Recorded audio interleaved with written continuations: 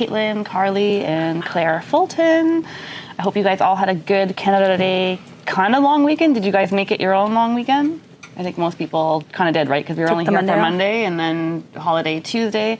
And then I looked next year, and next year is Wednesday. So good luck with that. Yeah, it's a bit funny, but that's okay. Holiday's a holiday, so. Time's going by so fast, isn't it? Like it's truly. The first week in July is gone already. Like literally First half is done. Yeah, like, already in August. Yeah. All right. Hopefully we're halfway through our goals. I'm sure you're going to talk about business planning, maybe. Nope. How was open houses these past 2 weekends, I guess? Did people respond in the group? I didn't see a ton of reports. Is Tia online? She might not be. I know she ran open house in Bowmanville. Across 2 days for Charlie Battle. Yeah, okay, Charlie. Was that in Port Union area, or where was that? It seemed to be, in WhatsApp, people did comment that there was people through. Did one in Barrie, only one showing. Barrie, one showing. Yeah. That kind of makes sense. I think we're right in the heat of summer market then. Could be. I think last week was a weird weekend anyway, so. I think so. You might see many open houses when you drive around, many open houses? I did see a ton of signs, yeah. Tons of them, yeah? Okay, so that's good. Then that means people are hungry out there. Yeah. The Broker Bay showings dropped. Broker Bay showings for the whole city? That makes sense, yeah. Like even, the parking lot's less, traffic was less today. Charlie Bauer, yes. Port Union. Yeah. Okay, so that's not a brand new listing, so that's good. So I must have signed, I'm guessing, I must have signed at least 5 or 6 or 7 or 10 council relists. Yeah, I signed mutual releases, and then I also had a bunch of expired listings as well. So hopefully those expired and got relisted, but you did cancel and relist, though. Not Cancel just cancellations. Good, yeah. That makes sense, yeah. For price changes, probably. Are we noticing a lot of expires out there? Are properties expiring, or are there more and more out there? I'm just in my SkySlope audits. I'm noticing them because I'm the one to close them out. If they stay inactive, I can tell, and then I've got to close them out as expired. So I am noticing it, yeah.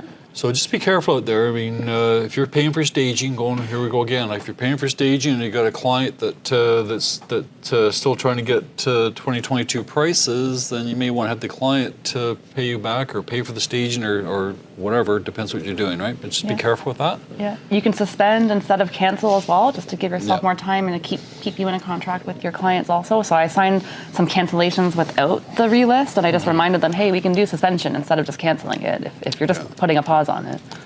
Yeah, and the reason why I'm saying that is that a lot of agents came in here in 21, 22 when everything sold. No such thing as expired listings, but now expired listings is a bit of a science, and there's a lot of people make a living out of expired listings. I'm not sure how, but you guys figure that out. Yeah. But it's out there, so when you're taking listings, they don't all sell. So it might be a new experience for some people. Yeah, and then in terms of paperwork, if you do want to do a cancel relist, do a cancellation form that me or Nelson can sign. Do a new listing agreement, new price, new dates. And then if you don't want to redo the MLS form, have the girls clone your listing in Realm with the new price, new dates, PDF that, and then use that as your data form as well. So that will save you a little bit of time. Some people will say, I don't want to do a cancel relist, I just want to do a price change because I don't want to do all the paperwork. So it's not that much. And the girls will send it to you too. Yeah, that's right. Yeah. So we had a bit of a session there this morning and they talked about cancel relists and stuff like that. So if you're cancel relist a property, what this guy is saying here is you have to relaunch. Calls it a reposition. Just reposition, relaunch. Like just don't change the price and cancel relist and change the price and put the same wording, the same pictures, the same everything. Everything's exactly the same except for the price. He's saying change the pictures around. Don't necessarily take new photos, but change the photos. Have the. I love making the new one, especially. He said change the front photo like once a week. Mind you, though, there's a warning though. Have anybody seen new listings come in? The front photo is like the living room. Yeah, I did. Not the house. Yeah, the house is ugly. And what's the first thing you think? House is ugly. What's wrong with the house? Yeah, but that's okay. People want living room. Right? But even for condos, so it's okay to change the price in that, but be careful. You still want a picture of the house, I would think, or the building, don't you? But for condos, I think it's important to post the inside of it because there's so many condos right now, and everyone's got always the tower. like the tower from the ground. Yeah, it's like, do the living room. You're not buying it for the tower. Yeah, or I like the ones where people have an offer date. Let's say the offer date might be for June 25th or something there, and the offer date came and passed, and they're still sitting there, and that June 25th is still sitting there, right? So that's an agent that's not paying attention. To contradict that, though, we do, Right, we do like- leave it for 1 or 2 days because they can see it in the history anyway. So I'm not trying to hide anything Yeah. in those 2 days. But if it's you don't 3 leave it weeks more than later. 3 weeks later is a different thing. But No, I just made a comment there. It was my own personal opinion. Some people say they want to leave it in there on purpose to show that, Yeah. that they were I trying to can do it. So as see- long yeah. as it's a conscious decision and Like a not strategic, not just an Lazy. oversight. Oh, I Right? forgot. yeah, no, So- that's fair. Make it strategic. Yeah. Yeah, it's got to be strategic, right? No, that's fair. And also on pricing, you're talking with Carl, you just mentioned this here, but we talked about when you price a property, how important it is to price it right the first time around, right out of the gate, right at the beginning. And but if you're trying to get the seller's price, or you're trying to get a price that's $50,000-$100,000 more than what it should be, then it's just going to sit there. That's the problem. Yeah. But he made a good point today, like both on that, like we're in a market where the price is kind of going down right now. So if we're pricing too high, you've already missed the mark. So you really do need to pay attention to what we think it's going to be worth if the price does go down. So you can't overprice it. He said a good point today too, saying we're not here to set records. We're here to sell homes.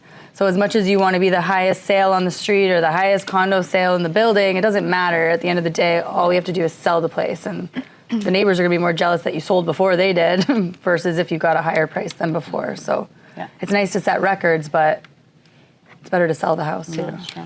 Are you going to recap what he said here? Yeah, I can. So I'll do it later. So Yeah, we'll you, do it you can do after. yours after. It's okay. Yeah. I have notes here too. Perfect.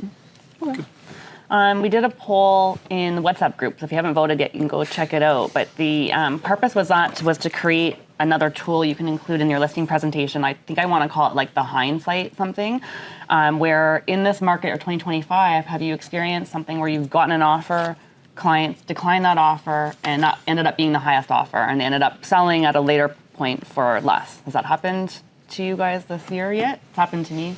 I've seen it firsthand. So we had 24 people at about 200 say that's also happened to them. So the point of it, when you're talking to your sellers, make sure you don't want the hindsight factor to let them lose on it, right? You want to help them save 50 grand by knowing that when you're prepping for the listing, when it's on the market, and you get that first offer, that person's excited, that person's hot, the offer seems low, that might actually be your highest offer. So be careful, because you saying no might cost you $50,000, and we have actual proof of that happening, and you want to show them that so that they're not the ones that are learning on the other side. So it's interesting. And then it's just in time for new June stats. It feels like we just talked about the May stats like 2 weeks ago. Yeah, Claire, do you want to talk about weekly stats or the monthly? I can do both. Yeah, or either one. So let's just talk about last month first of all. So you want to go through that, or Yeah. last month you can do that. No, you go through it. That's fine. This is your show. It's my show. Okay, so June's actually okay. We had 6,200 sales in June, so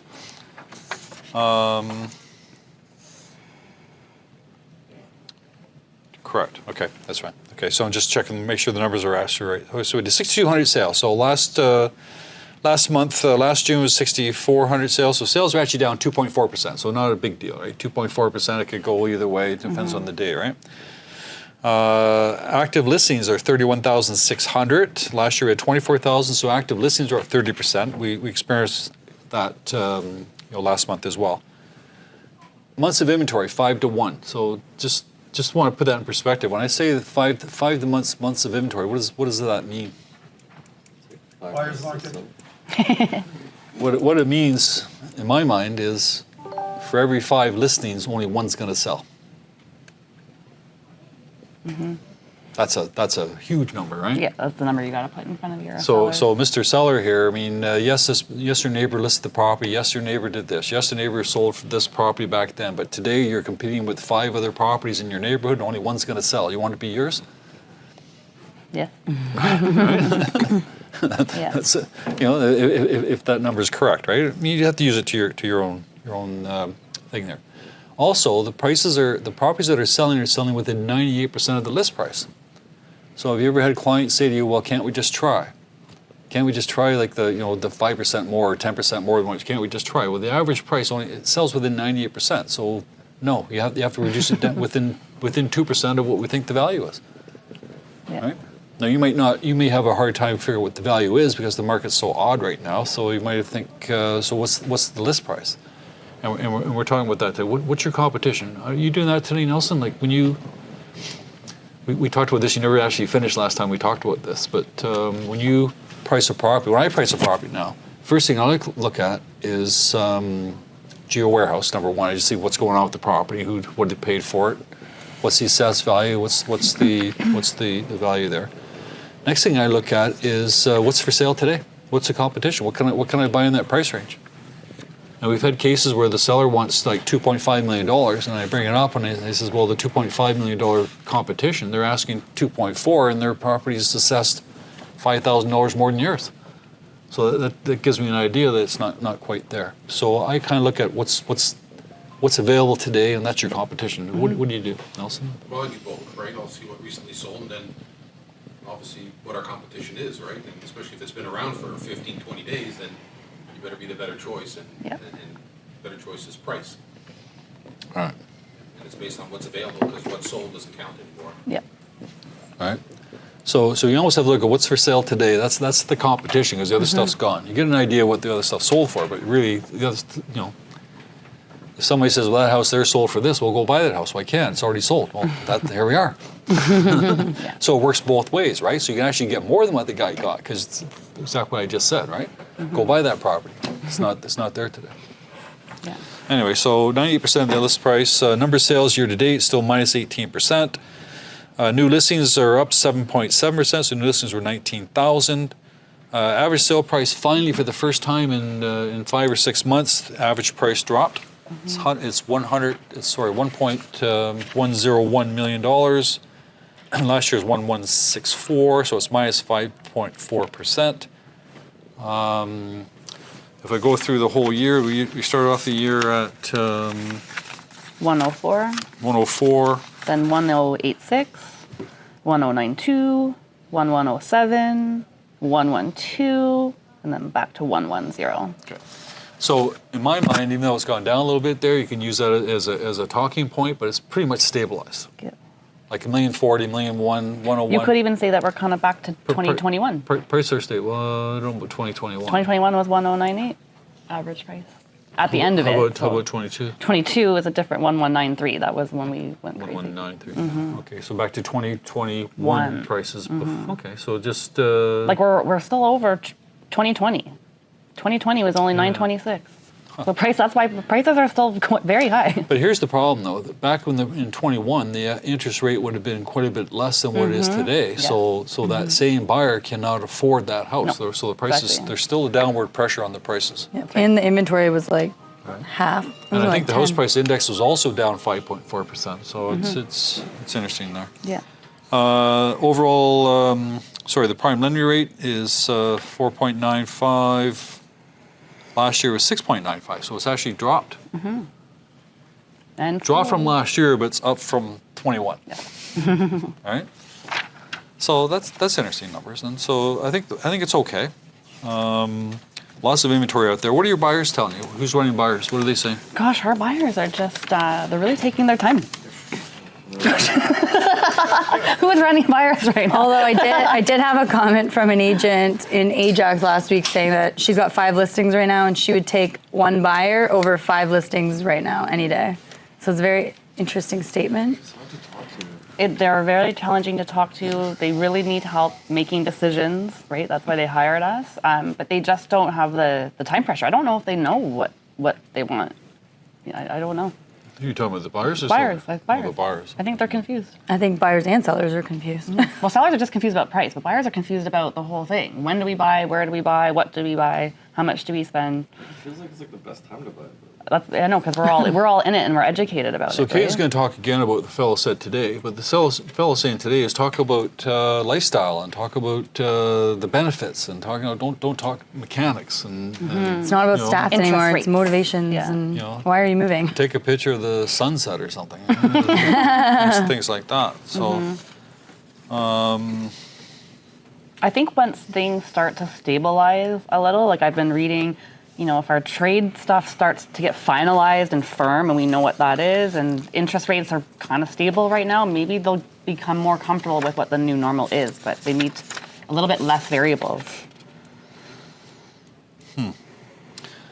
Again, the composite or the HPI is, again, it's around 5.5, 5.9 down from last year. Apartments, just so you know, I'm going to do HPI. HPI to me is more accurate than average price.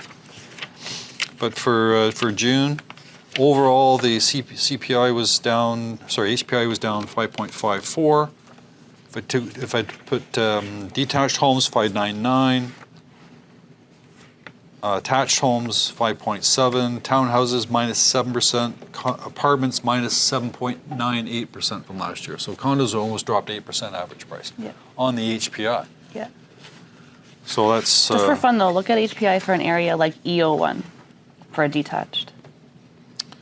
EO1 detached. EO1 detached is minus 7%. Okay, that's more than I would think actually. Yeah.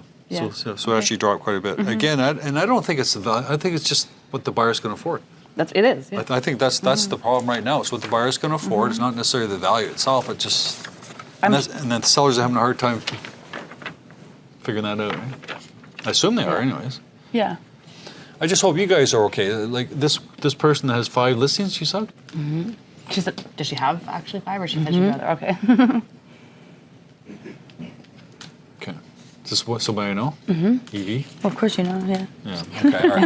Okay. I was just trying to think which properties he's selling. Okay. So a lot Some of them, there's like some 2 of the- in Bradford that are investment properties, same owner, side by side. I don't know if the sellers are picking the price or what it is exactly, but I don't know if it's people that bought a couple of years ago and need a price, so they're listing it inappropriate prices. What about your internet? What about your ad calls? What about your marketing? Is anybody inquiring on what you're doing? Like, is anybody responding to your social media? We got some people doing yes. Yeah, I know of agents that are getting action on social media. I know agents that are doing well when they're targeting their location on social media, when they're not so broad about GTA. Like I know of an agent that's just targeting a certain small area, and she's getting responses and engagement from that. Can you give an example of what that would be? So it Like could when you say social media, what does that mean? Here's what's happening in this town this Saturday. What platform? Instagram. On Instagram. And TikTok. Yeah. And TikTok. And what about Facebook? No? They're all the same. You can post on one platform and it gets posted across all of them. Same thing. Facebook, same when you target stuff. locally, though, you'll get more engagement than, I don't even know if they allow you to really advertise broadly anyway. So they really want you to focus in on your community and really target it. Yeah. All right. I'm noticing some people are doing really well with doing social media, but advertising their like seminars, like what Natsumi's doing, Elizabeth's doing, Archana just did. So what they're doing is they're posting on their platforms, but then they're doing in-person events for people and they're getting clients that way. You're going to talk about what they said today, but I'm just going to take your thunder just a little bit here. So he talked about during your social media, don't be advertising the property necessarily. Don't be saying like a 4-bedroom, central location, blah, blah, blah. He said, talk more about the lifestyle. Talk about more about the features. Talk about the feature of that particular property. Maybe it's got a pool that's in the secluded pool with some type of security or trees or privacy or something there. You say, enjoy your pool in privacy or something. I don't know, Like I wonder if we have to go back to pandemic marketing when we were marketing backyards and pools, and like we were doing that then when we had to, and then we didn't have to do any marketing because the marketing went crazy. So we almost have to go back to that inspirational type. What are you saying here is it's like sell the lifestyle, don't sell the hardware. Or the feature. Don't like what's in the area. Yeah, don't do the features. Talk about the area. Is there biking trails? Is there things Is there like that. paddle boarding? What's around? Yeah. Good. I'm reading too, that's why I asked you to look up the EO1 stat, because I'm reading that more people are coming back to Toronto, not just because of working back in the office, but because of affordability. So now people can afford in Toronto, so they're less interested in going out to the suburbs area because they don't have to. They can start back in the city, live their urban life, and I'm reading that the 905 is way farther down. We should look at the HPI I don't have it in front of me, but it might tell you the HPI in a 905 area is a lot less, or a lot more, sorry, than in a Toronto area. So I am reading that, and I think we're seeing that because we're seeing more 905 listings stay on the market than what we're seeing in Toronto. In Toronto, I'm seeing things move a little bit, and I think it's Other than because condos. Other than condos, I'm I would talking say like the single, I'm talking detached, single family, semis, detached, especially townhouses, semis. But Yeah. even semis had a big hit because people can, again, they can afford the detached now, and they can afford it in the city, so they're coming back to the city to do that. They were only going out to the suburbs because of affordability and pricing, right? So people are going back to the offices, they're working in urban areas, and they're getting more comfortable coming back to Toronto. So it's an interesting shift because it's not that far, right? And we're kind of in between both the 905 and the 416. So even when you think about just Pickering versus Scarborough itself, like you can go buy the same house in Scarborough, be closer to the city for the same price as a Pickering home. Yeah. Except obviously higher, what is it, land transfer tax. That's right. You've got that. Yeah, exactly. Yeah. So, but buyers, to what you were saying before, they're still worried about their jobs. They're still worried about interest rates. They're still worried about a lot of things. So, like I said, I think they're just waiting for a little bit more stability. And I think the seminars is really helpful because you're actually educating them on the overall thing, and it's not just quick 30-second snippets on Instagram that you're just scrolling by. I think the seminar is a great way to get in connecting with people and just educate them so that they feel more comfortable. Right? Yeah. Still, the headlines are kind of funny because, you know, this one says GTA market holding its breath for what's next. This one says Toronto's housing market has completely fallen off a cliff. Two very different articles.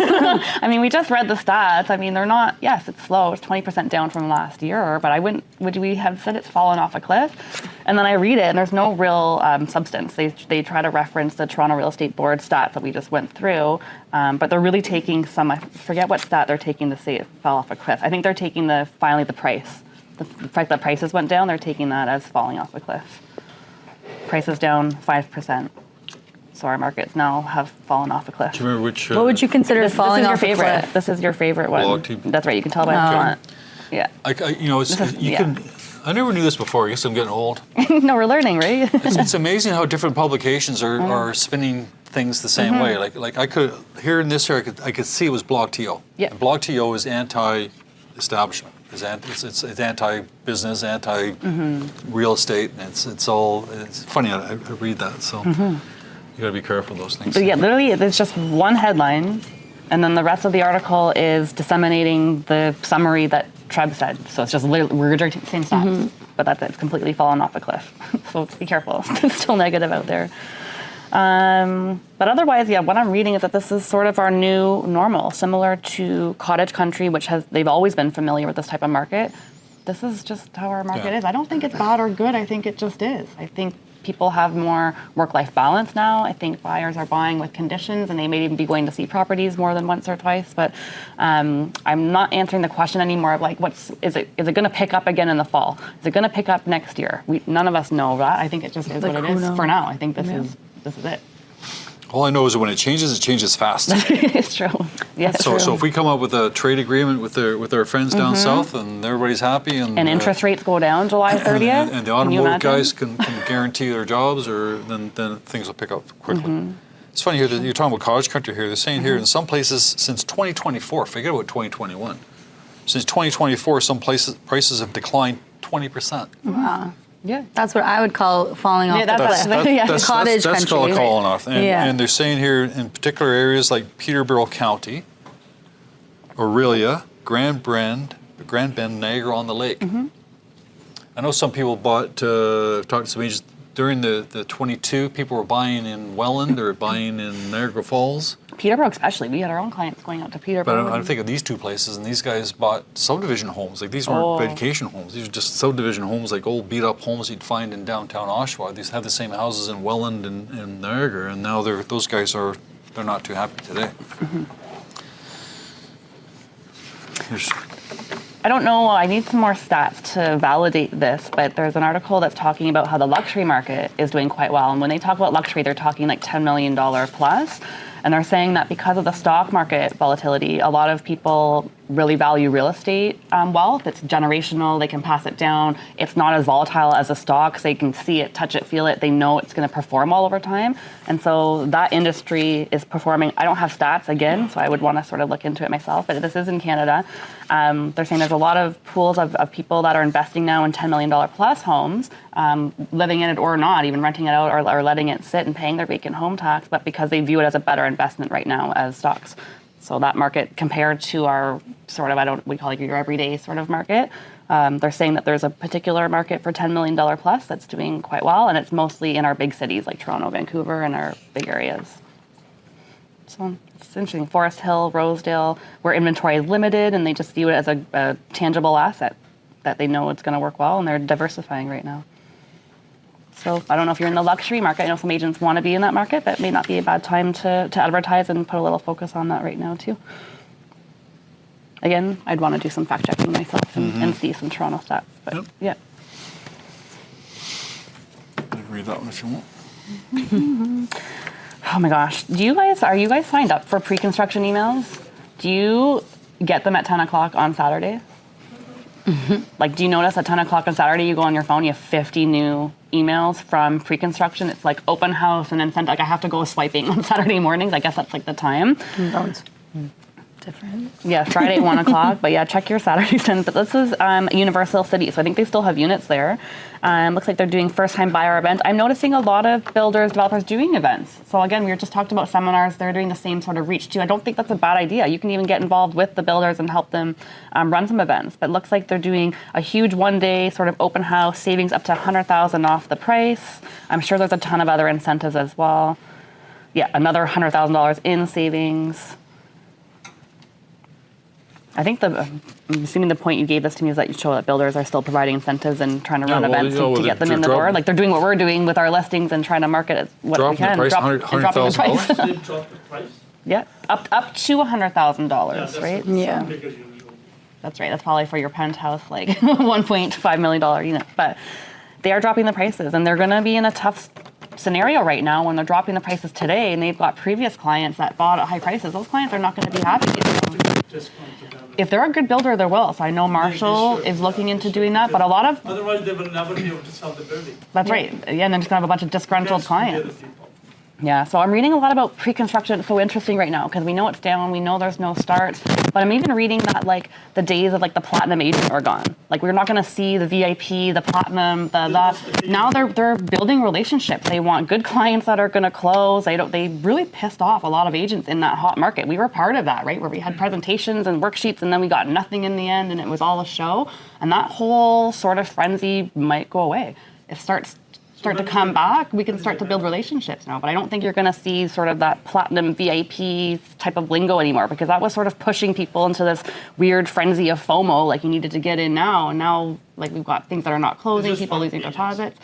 It's pretty terrible. What was your question about? When is it? It's July 10th, July 10th. which is 3 days. I was talking to an agent last week there that not us who were involved, but they were complaining about their agent. And they wanted to take their agent to RICO or sue them or do something. And he said, why is that? Because they made them buy a pre-construction place. Made them. And then my agent said, well, you know, what are the details? I said, well, the agent didn't tell me. The agent said I was going to make this profit. Really? Okay. And then they said, well, where is the profit? Well, bottom line is they end up buying 10 units. And they're going to blame the agent for buying 10 units. Like you can't blame your banker. So this is a platinum agent. So if you see any platinum agents around there, they probably all buried their cards. I hiding. haven't seen their video. I haven't seen any of that language. I haven't seen any of that kind of stuff. And I think that's going to be a good thing for the industry because that was really stressful. Like I got caught up all in that. And we got a project ourselves. A ton of deals. It's not going to close. It's so obvious. It's so obvious today. Hindsight is so obvious. Yeah. I mean, we got some places. Somebody bought a place. I'm going to make up the number here, but it was like a 500 square foot place for like $850,000 or $900,000. Like, who in the right mind would do that? I know, but in that time, right? But everybody was all caught up. Has anybody been to 40 years ago, this thing called pyramid schemes? Has anybody been involved with those? Are they still around? No, those are still around. 40 years ago. Anybody been around? What they'd do with the pyramid screens, they'd fill a room. It'd be like Triumph Hotel we went to once. The Triumph Hotel was full. It'd be like, I don't know, 500 people in this room. And the guy would stand up there, and it was all pyramid scheme. And the first thing he would say is, "Are there any police in the audience? Are there any police in the audience?" And then, okay, no, they're not. And then he'd do his pitch, and everybody's buying and selling it. It was all a big scam, right? So it just reminds me of, That was common those days. yeah. And anyways, it didn't work. Yeah. So here's this poor guy here on 36 Charlotte, 501. This poor guy, you have like a full stash of We're doing so much, we're doing so much trail. marketing for this property right now. Back in June 2024, the guy was complaining that he had to drop his price by $50,000. He says he's not going to give it away. I can only drop it so much. Now it's still for sale. The price has gone up from $639 to $599 to $639. It's up and down, and it's still for sale today. So it's just Is he still the owner? The only good thing is that the guy's dealing with a Why are you going to sell it in 2022? Because you tried too high. and he's still listing with the discounter too to boot, right? Are the photos good? I don't know. They're not Anyways. terrible. It's just a little. So if you think you got a client that's tough, there's a tough guy. Imagine That'd be tough. imagine your client going in the news with your listing that's not selling. That's Yeah, I've got one pretty close to you. I'm sure we all have client's angry. something like that. Just some information regarding Town of Ajax. They're now offering grants for new additional housing units, so ADU builds. Town is offering up to $12,000 per property for people who want to add units. So these could be things like garden suites, upstairs apartments, converting a garage into housing. Add a single unit could net you $2,000, but you could, the more you build, the more you get. And the grant will be issued after the building permit has been issued, construction is complete, and the whole permit is closed. So just some incentive for, if you've got people that are looking to do some generational families or some income generating as well, and got So properties. is this like a basement apartment? No, well, it could be a basement apartment, but also garden suite, turning your garage into an apartment, maybe converting an attic into a livable space. So converting any part of your lot or house into a legally, Is safe. that the builder doing that? They're trying to say everybody could do this. So I'm sure builders will do it too, but they're trying to attract individual people from building in their own houses. It's a grant for I have a them. client just bought a house with a garden suite, paid $2 million in Scarborough. Yeah. So I'm reading that the garden suites are not adding value. In that particular case, did it add value for your They bought clients? it because their son was going to live there. Okay, so it's kind of like an added bonus, right? But I'm reading that it's not adding value like you think you would. So don't build a garden suite with the purpose of selling it and thinking it's. Don't build it because you could. That's right. $400,000-500,000. Yeah. That's right. Yes, I think it's nice to because you have. need it. and, it's, but yeah. If you're ever driving along Finch at the railroad track, there's a guy that built a garden suite in his corner yacht. You know what I'm talking about? And it backs right onto Finch, so it's a corner lot. I forget what the cross street is, but it's with this gray box. It's like a gray box, but it takes up the entire backyard. So to your point, did it add value to the property? I don't know. I think it has to be really unique property for. I think in that case it works. I don't think it would add any value, would it? I don't think add nothing bad sales. No, like to Only if you're gonna appraise the use it. property. I I don't. mean, if you use it for your family and stuff, Yeah, makes like sense, family. But It's as very far as niche. an investment goes, I don't know. Yeah. So right now they're building 5 flats I don't know. 5 plexes. on the regular lot in residential area. Yeah. And plus 4 plus 1 garden suite. Yeah. I already offered 8 Scarborough, and he wants to pay me an extra 20% of the asking price. But he said that you need to hold the mortgage. Oh, that makes sense. More liability for you. Just for fun, there's a company that is taking bets on when the LRT will be finally open. So they're actually profiting on this, and you could profit on it too if you bet correctly. The bets are, let me just read this correctly. So on or after November 1st is a category, before or on August 31st, and then there's different dates that you can bet on. And bettors will get paid $550 for the first. It has different levels depending on how you bet, and it's I don't know if there's a deadline. Anyways, that's just for fun. If you want to make some extra money trying to bet on the LRT, some people are trying to do that. You didn't have this one, right? I thought you might. So Let me see. you might have something very similar. If not, because it's kind of a top. Yes. Yep. Yes. So I think that's a good one. I wasn't going to talk about this, Claire, unless you had something that you want. This is more. It's more me. Yeah, exactly. I will mention something, we touched on it last week. We were talking about tenants and being really careful when you're rejecting a tenant and what the reasons you're rejecting them for. Just remember, you can't reject tenants based on human rights type categories, so just be very careful. We had a RICO case regarding that. We were found not guilty, I guess, in that particular case, but we were given a warning. But the warning was interesting. It was a little bit related to the human rights and what that is. But the other topic was, in this particular case, we were advertising someone else's listing. And we do that quite often. We advertise other people's listings in order to get new clients and work that way. In this particular case, RICO had just reminded us that if we're going to advertise other people's listings, to make sure you're very clear about what that landlord or seller's expectations are for that particular property, because most of your inquiries are going to be on that property. So if you have someone applying to that property and you say something like, well, the landlord's not going to accept that, you're not even representing the landlord. So you can't talk on behalf of the landlord. You're not representing them. So just be really careful when you're advertising other listings, and just have a bit of a relationship with that person and sort of have a bit of a game plan for the types of leads you're going to get and how you want them to be responded to. And make sure you're responding within the realms of human rights type things as well. And the last thing I will talk about before Claire and then Caitlin, you all know Barbara Corcoran, right? You know Barbara. She's pretty wise and pretty smart. I know Caitlin. I love her. Is quite inspired by her. She sold her real estate brokerage for $60 million in New York. And she has some words of advice that I thought was kind of cute. We'll see if Claire agrees or not. We'll see. I almost picked that article too. So she suggests that your overall success could come down to 7 little words. And Claire might say those 7 little words are get back to work, right? But no, she is saying the 7 little words to enjoy your success is relax a little bit and enjoy more. And she's not saying take time off and relax and don't work. What she's saying is be proud of the success you already have today. So we were brought up in a world, in an industry, especially, in our world for sure, where you're always looking for more. So you achieve one goal, and then you're ready for the next one, and then you achieve this, and then you want more. You become centurion, then you want double centurion, and we're constantly just layering more. She's suggesting that taking some time for your success that you've given yourself already today is a good thing, because we don't really take the time to enjoy what we've done, and so we're always on the race to do more and more. We get stuck on a treadmill of endless achievement. So she's saying take a moment to really enjoy what you've accomplished, be proud of yourself. You get that big client, you get that promotion, you hit that revenue goal. We don't usually celebrate. We usually, like I said, we're on to the next. So she's saying celebrate. Celebrate getting that big client, celebrate making that big goal, take some time, try to get out of the trap of always wanting more money, more growth, more followers. It's always more, and it's never going to stop. That's just our world today. So enjoy what you have versus jumping right on to what you want to accomplish, bigger and better things and getting more.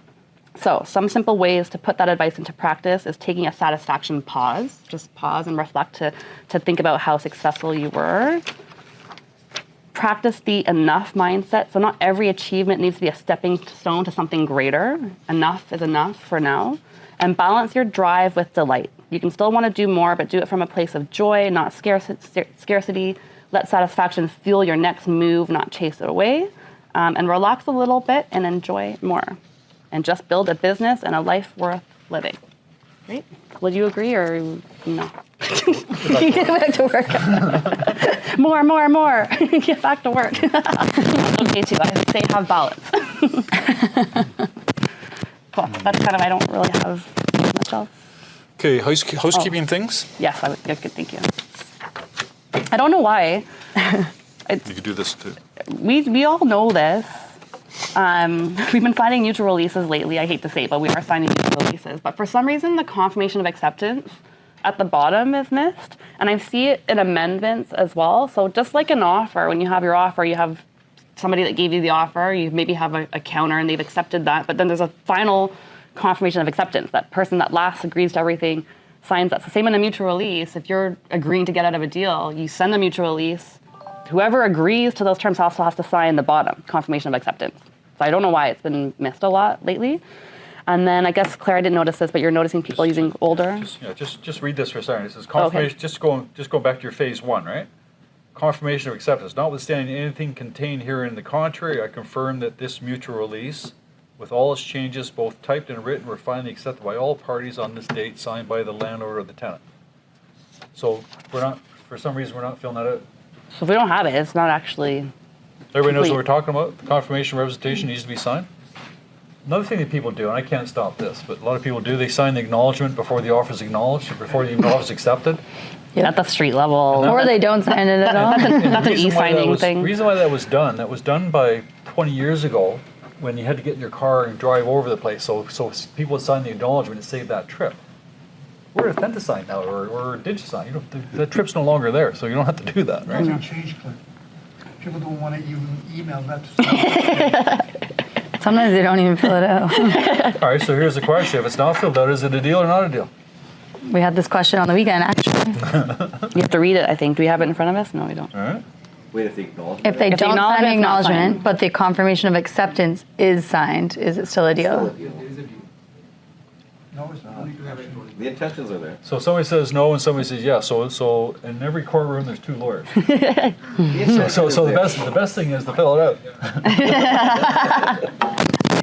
But yes, it's still a deal. But yes, what the acknowledgement says is that you give permission to give all the information to your lawyer for processing. So it Everyone received a copy. solidifies the paperwork part of it. You should Wait, get can it I back for out if I don't have an No, No. because it's not part of the deal that way either. Unless you're thinking of a gray area. It's not fair. Better to have it filled out. I mean, how do I know it was accepted during the time frame or the irrevocable? Because the confirmation of Why acceptance. do you ask? All right, how do I know that- Why do you ask on like a transaction report, when was this was committed? So that's why this one's important, but No, the lucky- acknowledgement's No, the lucky afterwards. thing, I was thinking about this on the way in, right, to answer your question. I already thought about this. Because we're using DigiSign, Authentisign, we have a date on your signature. So I know when you accepted it, Yeah. right? And the confirmation is just confirmation of what you already did. But anyways, little things, right? Yes. Paperwork overall, dates. And then other agents, I'll go with this one here. Okay. Transaction report, why is it so difficult?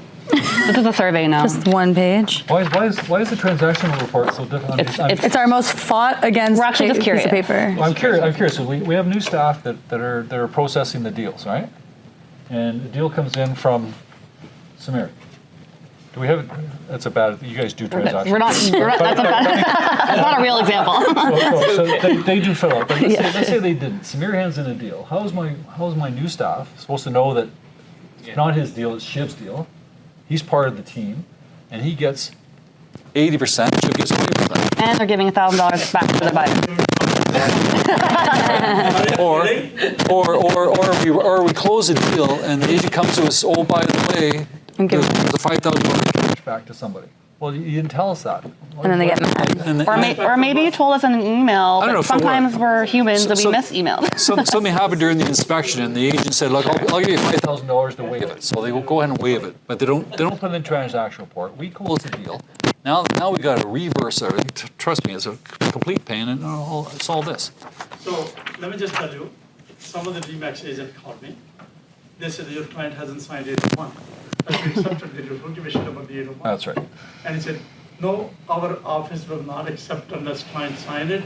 I cannot get a commission Yeah. Yeah. So Yeah. it's your problem. until It's your- 801 is yeah, signed, yeah, it's your until problem. the man. deal is complete. I know.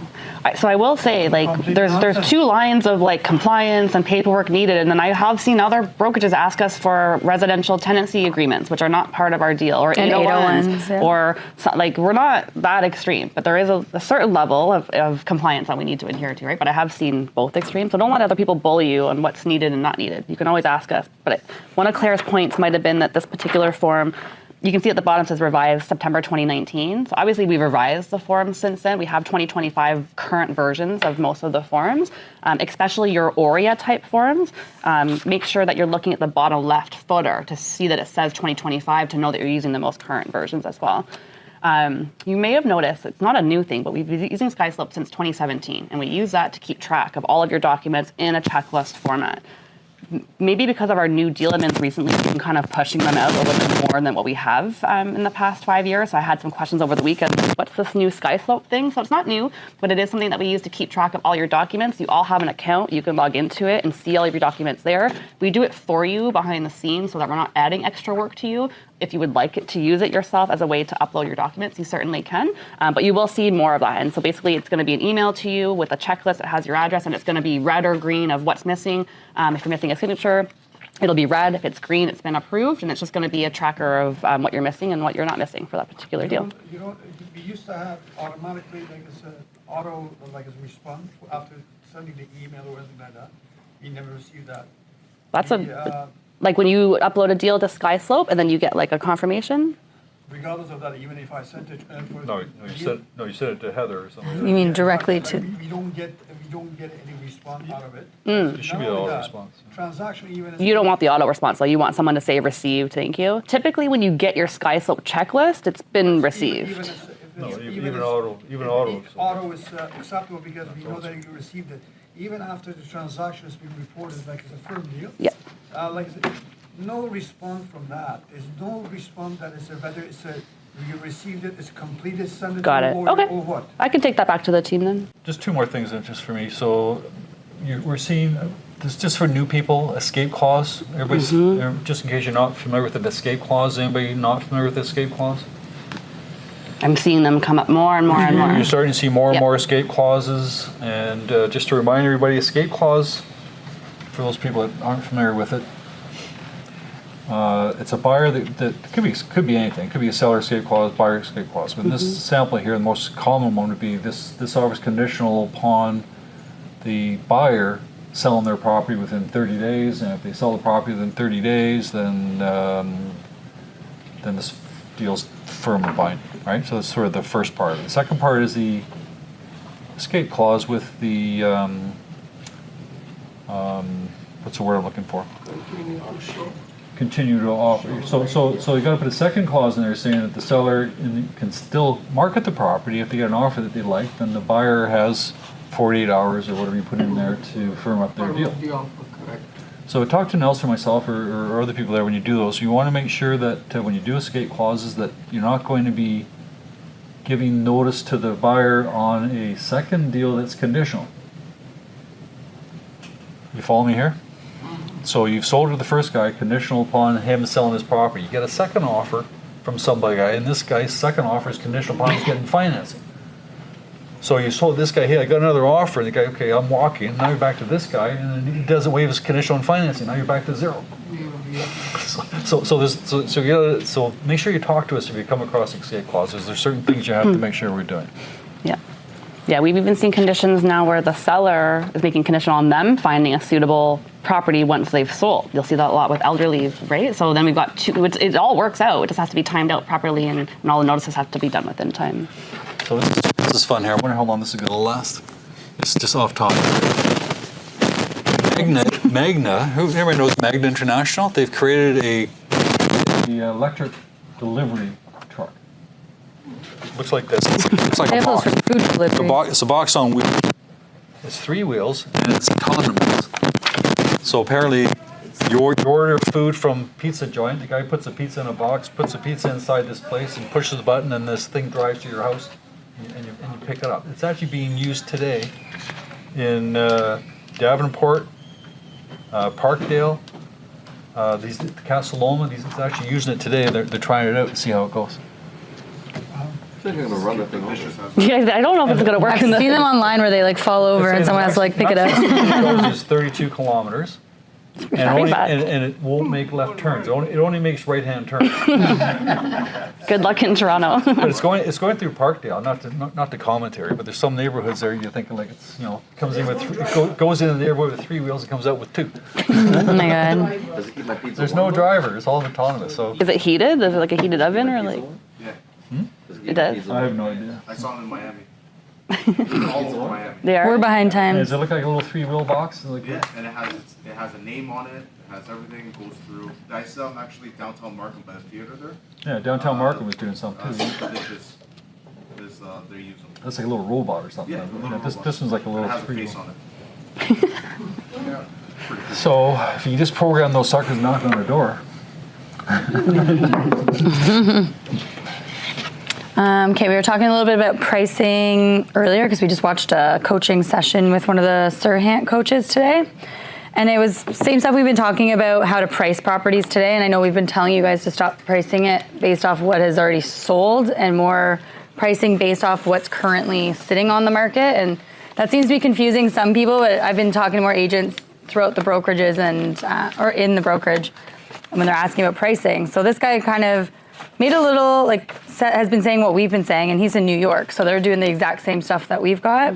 But he's saying if you want to price a property, we should be pricing it in the bottom 25% of the top tier. So whatever you guys, if you're selling like a detached home in Markham, a townhome, whatever it is, a condo, we should be looking at like the top sales and pricing at the bottom 25%. So we don't want to be necessarily the cheapest condo or the cheapest house on the market, but we want to be the bottom 25%.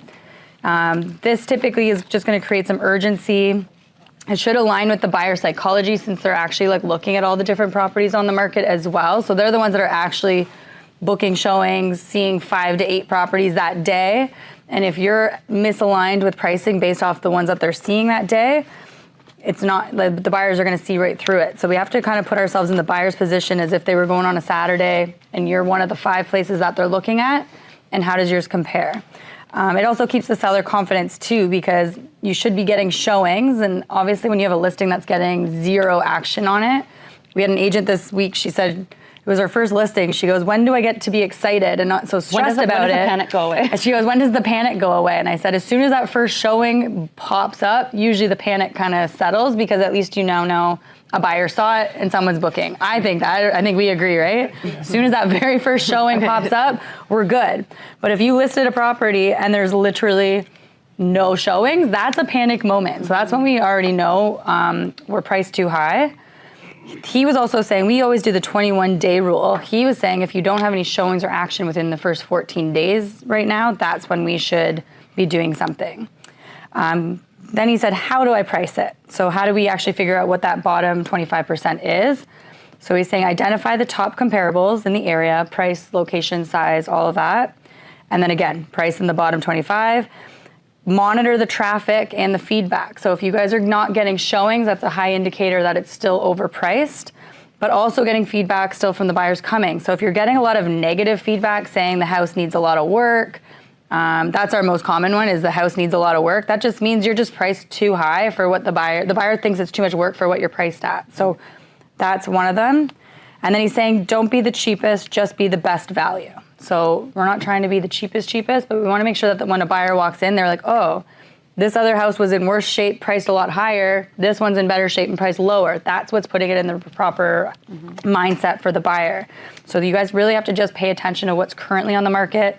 We've talked about even booking showings at all the competition as well. So maybe when you get a new listing, book showings at everything that's on the market to help you pick that price. And you may not pick the price until the day before you go live, but maybe go into the houses, put your buyer eyes on, and then that may help you guys price it as well. Maybe even bring your sellers into the competition as well.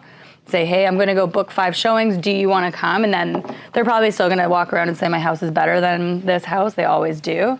But it might give them a little bit more of a practical side. I like how they called it reposition. So he calls it, when is it time to reposition the product? So it's not price reduction, it's repositioning the thing. And Claire was talking about this as well. So once it's hit more than 14 days, you're getting a lot of negative feedback, no second showings as well. And then there's some new competition that's making yours not look as well. This is when it's time to reposition the property. So number 1 would be to update the price of the property, rewrite the headline maybe, so change some of the words in your description of the property. Like Claire was saying, don't just say 4 bedrooms, 2 baths. Actually start to describe maybe the lifestyle of the area as well as the features of the home.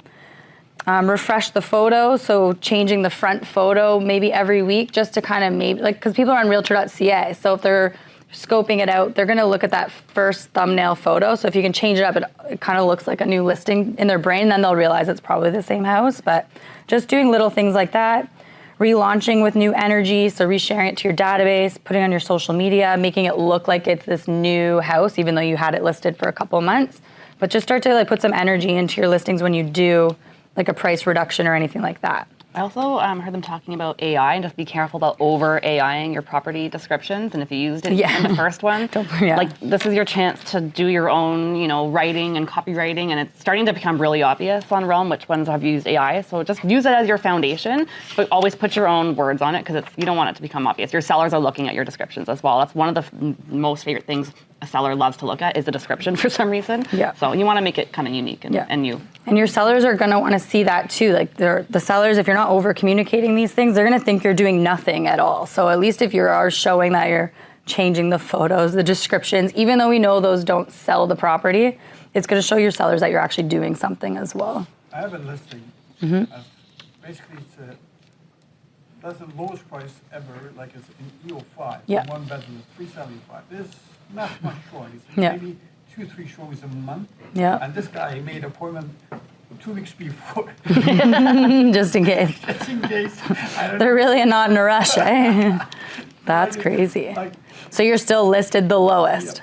exactly. Yeah. It's insane building, and this is a 2-bedroom, and it sold in 2 days. But that was a completely renovated unit, and the 2 people came, both they put an offer on. Oh, so then you were priced properly at that one. Everything, everything I'm putting over here, I want to judge what the hell I'm doing wrong. Yeah. I can't figure it out. Just price. Still price. It's always price. I wish there was a different answer. It's always price. Even Ilya is still laughing at me. Is it Is price? that the answer, Elia? Yes. Okay. Like we could go renovate. Like if they want that price, then they got to go renovate the unit and make it that price. I will say Ilya was great at pricing because he priced my listing and he was exactly You were right. exact, And we yeah. got the offer and my seller said no. And then we lost $50,000 2 months later, but he knew exactly from your first showing what that house was going to sell Yeah. for. Yeah. And that comes obviously with like experience and trial and error, all that good stuff. Such a unit 3 months ago, like 4 months ago, sorry. It's been sold $430,000. Yep, that's 4 months ago. Yep. Even April, May, done. Yeah, We last only- week, last done. week, done. Go lower than what it sold the week before. Okay, I'll do one more, and then I'll talk about what we're doing this month. Just reading an article, when Gen Z buys homes, will you still matter? So we're starting to hit a point now where the Gen Zs are coming in. I know we've been complaining about the millennials forever. Yeah, we're nothing now. We're Now old. we're boring. We're old news now, the millennials. We are now in our 40s, and we're not cool anymore. So now they're starting to talk about, these are the people that are born from 1996 to 2012.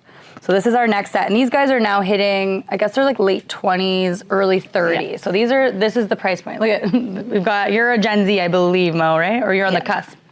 So Yeah.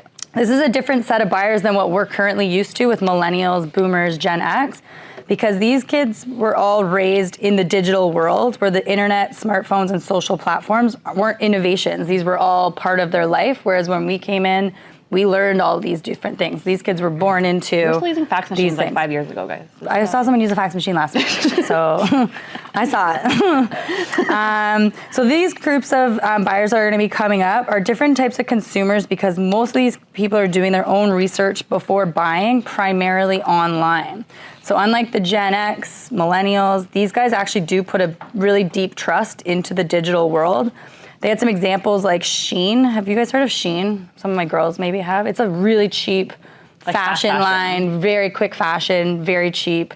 Someone's dad said, you can't buy something on here until you prove that it's safe. And his way of showing that it was safe is that his friends were already buying there, showing them off at school, which means it's safe. It's a safe platform. I think Temu would be another one that people are starting to order off of. So it's actually us, our generation, that needs to be convinced versus the younger generation. They already did their research online and they'll buy stuff completely online. So they're not the ones that are going to the mall to try to find clothes, but they may go to the mall to try them on. So it'd be like buying a house. They're not necessarily going to buy a house online, but they will go check it out. But they're going to do all their research before they actually go buy the house. Typically, they're going to Instagram and TikTok right now to find what they're looking for, whether it's like restaurants to go to, places to travel to, fashion, all of that. They're not looking to their friends and family. They're not going to the mall to test out themselves. They're going online to see what every other person in their age group is doing. They're even talking about cars. They don't go to the car lot anymore to go browse a car and test drive it. They're actually designing their Teslas from their phone. So it's just a different generation where they're not out there shopping. We're not going to shopping malls and all that stuff. I feel like I'm somewhat of a Gen Z. I'm doing that too. So right now, they're actually rejecting the in-person sales models in favor for the more digital platform because they offer speed, control, and transparency. And that the old idea that a salesperson earns trust through a handshake and a smile could be close to being dead. Sorry, Dad. Gen Z trust systems, not salespeople. So what they're saying here is talking about AI and how it's going to come into play with us. And I know we talk about this all the time, but AI right now for us as agents. So again, we talk about this all the time, how AI is not going to take us over, but we really do need to learn how these tools work because that's what this next generation of clients is doing. So when you guys think about your current clients and when their kids start to buy, we want to make sure that we're cool enough to help these guys. But AI, basically, it's performing CMAs. It's analyzing and assisting with contracts. Even Claire just did that this morning, no? You uploaded a contract to ChatGPT? I'll talk about that. So it's doing stuff like that. I'm not sure how it does CMAs yet, though. We'll see. But then they're even identifying issues. So like you could upload a photo of a plumber, like plumbing from a house and be like, what's wrong with this? What type of plumbing? You could post photos of a furnace, hot water tank, and it'll tell you the age, brand, reliability. Maybe it's not now, but maybe this is where the future is coming. So it's not regulating the emotional responses of the buyers, but they're going to get some more data that we can't provide them. So they see the future, or this guy that wrote this article said, this is how I see it playing out for a Gen Z transaction. So step one, the buyer's going to start their process with ChatGPT. AI is going to outline the steps to get pre-approved. So typically we've been handing out the buyer guides to them. They're just going to go to ChatGPT. Our buyer guides are actually probably like out the window anymore. Like they don't care. They're just going to go, how do I buy a house? Then the buyer is going to connect with a lender via AI. They can get a pre-approval with a chat bot now, and then they finish with a human broker. Then they can actually do some research on here on the neighborhoods that they want to buy. They can calculate the price range that house may be worth. AI may recommend certain search portals and help them begin that search. It may run market analysis or shortlist some homes for them, which I think Realm is starting to do. You can shortlist homes now using the AI tool on there. Then the buyer's going to narrow it down to 4 showings, and then they're going to call the listing agent and book the appointment. So they're not going to, usually like right now, the clients will call us, they'll send us a listing and say, what are your thoughts on this property? What do you think it's worth, right? We all get those texts. The Gen Z may not even call us until they're ready to actually book a showing because that's when they're going to actually need us. And then when they find an agent, they will decide to either represent themselves, prepare an offer with ChatGPT, or they will use an agent. And then the numbers that they're getting are just based on logic, data, and market value. So the buyer's agent role is going to shift a little bit. The only value that we're going to be able to bring in is bringing that hyper-local expertise, helping with complex negotiations, and then doing the emotional decision support. But we have to be able to integrate those AI tools, and we're going to be shifting from gatekeeper of the information, which we always try to hold on to, and we're going to switch from the gatekeeper to the strategic consultant. Yeah, like how Sigma did that, right? Exactly. So all of our clients are on House Sigma right now. They're pretty much more educated than we are. Like, no, only we can tell you the sold price. And then House Sigma came and everybody could see the sold price. And then we just, okay, great. Yeah. So when this generation starts to come in, we just have to shift the way that we're doing it and understand that they're going to know more than us on the most case, but it's not going to take us over. They're still going to need us, but when we're working with these types of clients, we can't be asking them to come into the office. This isn't even an introvert thing. This is going to be very much just a generational thing. I think most of them are they're not buying houses yet, but they're coming. What are your thoughts on that, Claire? I'm very curious. I think he's reading the future.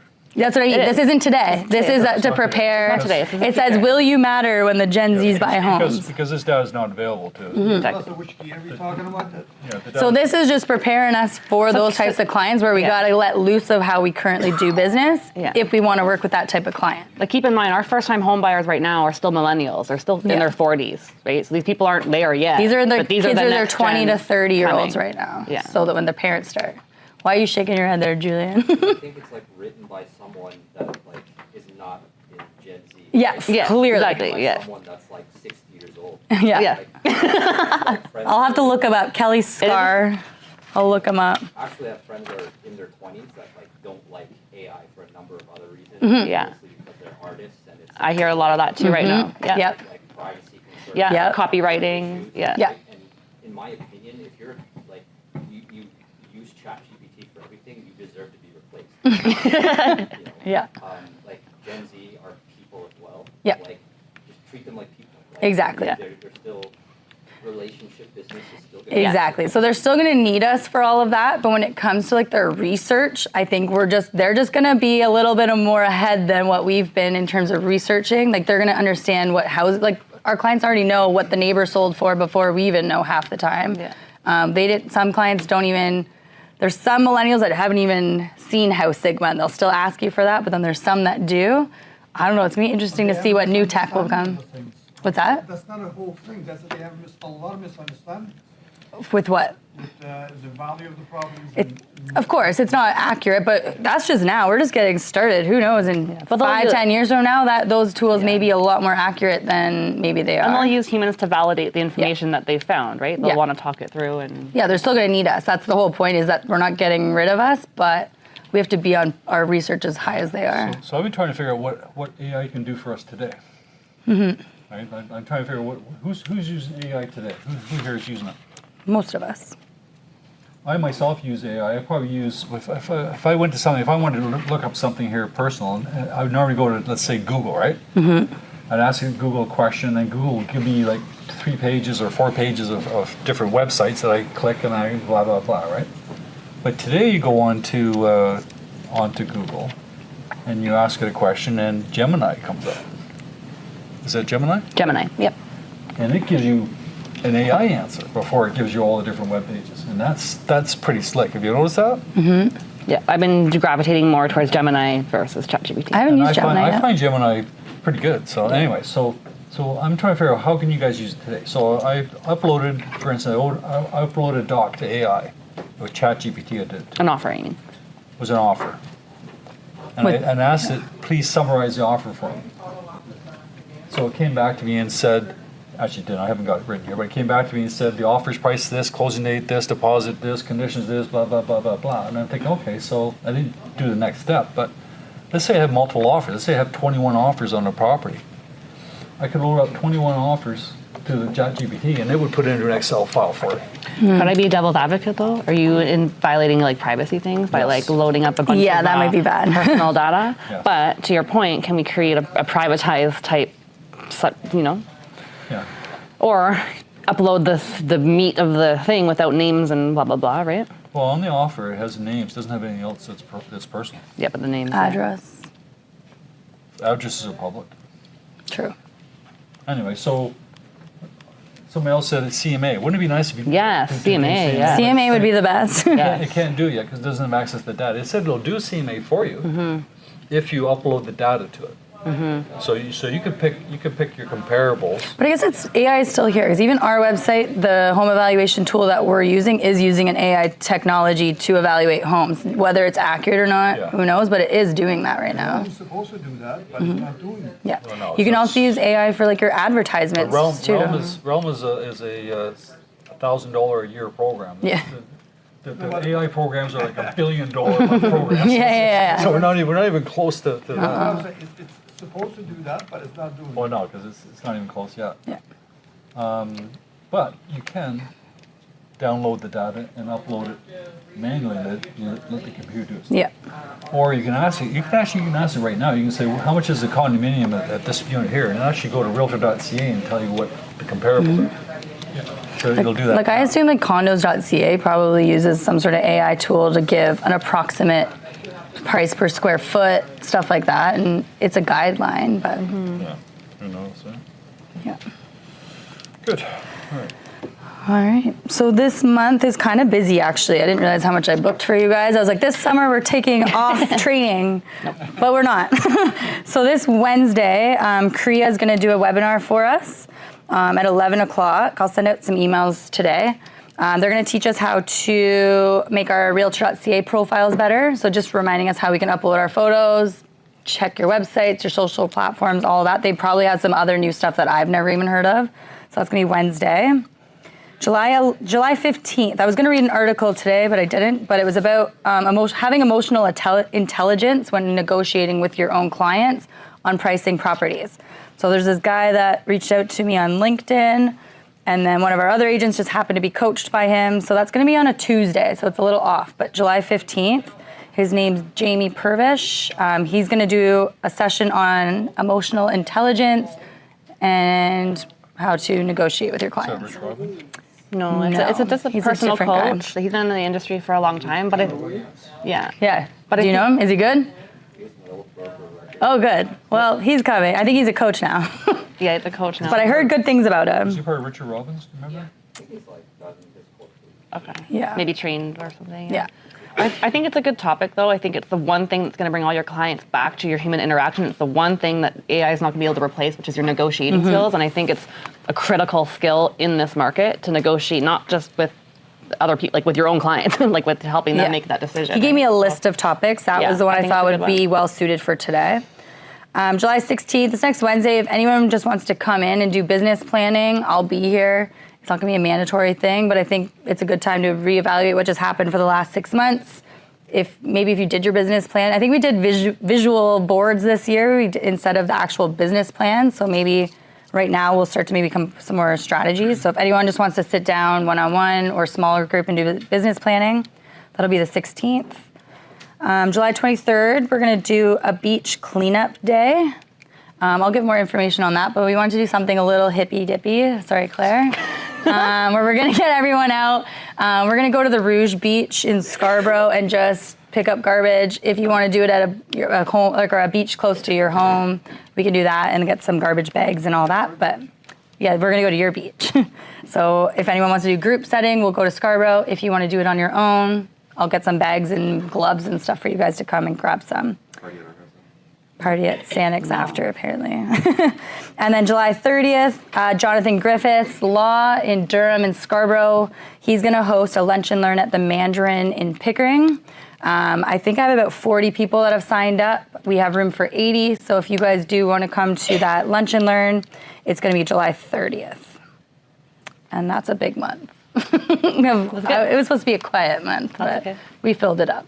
Maybe August. Maybe August will be the quiet month before we do our back to school program again. So Ginny's taking RSVPs, I think, for Mandarin lunch, right? Yeah, For Ginny and July I are 30th? both taking a bunch. For the July 30th. So make sure you tell Ginny if you're going to be at that one. It's just so we can prepare because it's a big lunch and they're paying for 80 people. So if we don't have to pay for 80 people, then they don't. Cool. Any listings anyone wants to talk about? Any AI tools that people like that we should know about? Any comments in the group or?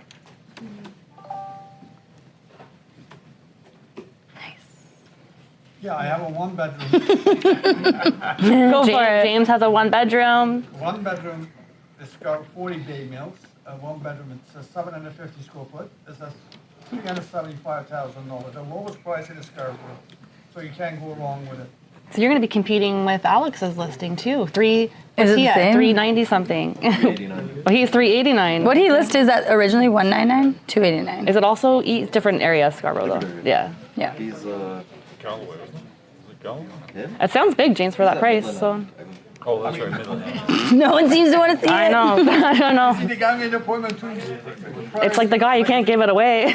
July 14th. Hey man, I just got annexed for 750 a square foot. Hey, it's conditional. So, anything else? If this fails, I don't care. Oh my God, no one online? Okay, cool. Have a All good right. week, everybody. We'll see you next week.